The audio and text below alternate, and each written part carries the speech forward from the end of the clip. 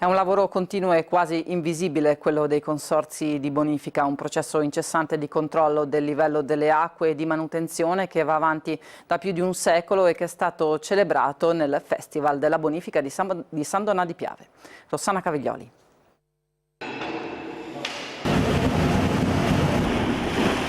La bonifica come era 80 anni fa. Siamo all'interno dell'idrovora sindacale di Concordia Sagittaria. L'impianto, che di solito funziona a energia elettrica, è stato alimentato per alcune dimostrazioni a diesel. Noi abbiamo scelto di mantenere questo impianto con le sue specificità e con la funzionalità anche dei diesel, e per rispondere in caso di necessità, in caso di emergenza, sia per in qualche modo valorizzare quello che è stato il lavoro nella realizzazione di questi impianti. L'evento, all'interno di Terre Volute, il Festival della Bonifica di San Donà di Piave, fa parte di una serie di iniziative per sensibilizzare la popolazione sull'importanza della bonifica e della manutenzione dei canali, con un occhio agli ultimi sviluppi tecnologici e un altro alla storia. Si parlava già di bonifica integrale in età giolittiana, non solo occuparsi di prosciugare le terre, ma anche di trovare il modo di irrigarle poi in un futuro, di renderle produttive, di rendere abitabili, quindi acqua potabile per gli uomini e per gli animali. Una cartina all'interno dell'impianto di Cittanova mostra in blu le zone al di sotto del livello del mare,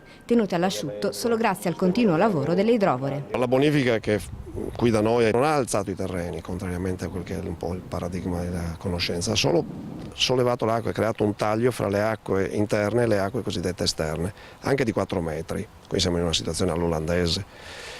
E tutto il giorno queste acque arrivano qui e devono essere pompate e tutti gli anni e continuamente come una piccola formica continuiamo a fare queste cose.